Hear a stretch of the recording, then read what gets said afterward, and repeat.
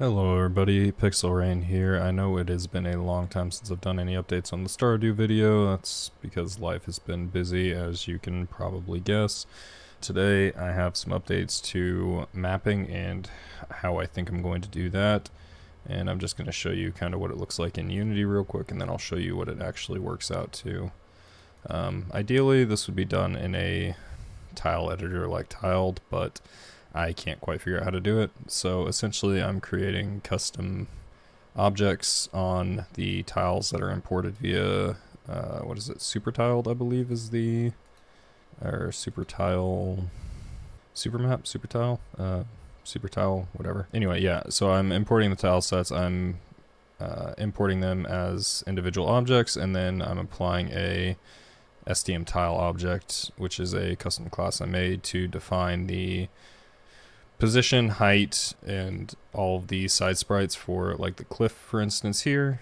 And then there's like built-in editor meshing just so I can kind of see what it looks like as I'm working on it. So you can see that comes out to this. I'm a little lazy and all my side sprites are for the most part duplicated across here. You can see I've got like the grave on this farm map. I've got the corner. I've got some rises here. Rises, not raises. The ponds dip down for the moment and things like that. So I think this is the way it's going to go. It just requires a lot of time to set this up.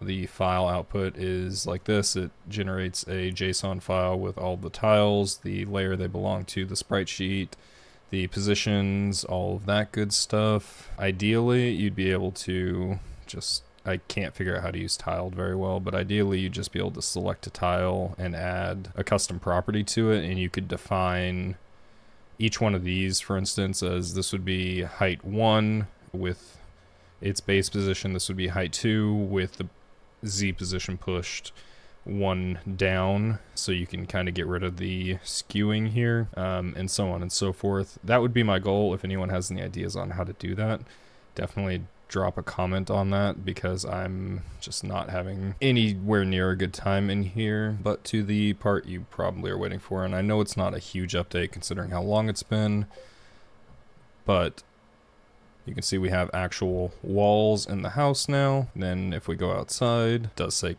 take a second to parse the JSON, although I think the map is actually rendering faster because we're only loading tiles that have that STM tile object. But yeah, as you can see outside, we've got the fence. Since it is part of the map, I was able to add that in with height, and with the side tiles I was able to give it the all-around 3D look. Coming back behind the house, you can see, don't mind the floating dog bowl. I have not done anything with objects in the maps as of yet. I just really wanted to get you guys something of an update.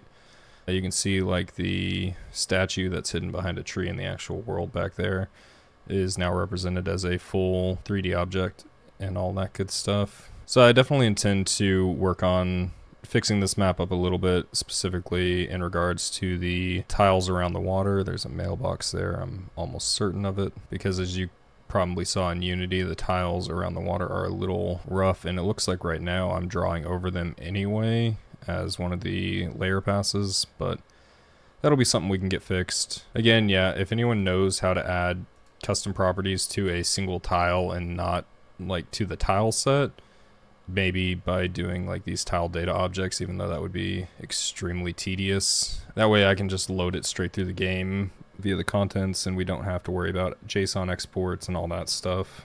Definitely feel free to drop some ideas. I think I have an idea on how I want to go forward with objects like rocks and twigs and all that good stuff as well, and it involves wrapping the edge pixel, combining it with an alpha pass and things like that, but I really want to get the mapping just a little more cleaned up first. And before I go, I just wanted to say thank you to everyone who has dropped by to look into this project. You guys have blown up my YouTube channel to an absurd degree. I think I was at a few hundred subscribers, which was already amazing to me, and now last I looked I was somewhere around 1800. So I just want to say I appreciate all the love and support for this, and I will hopefully be getting back to writing some actual programming tutorials as well. But in the meantime, this project is open source. I will be pushing the Unity project and everything up, so if anyone else wants to experiment with this, they are more than welcome to. And if you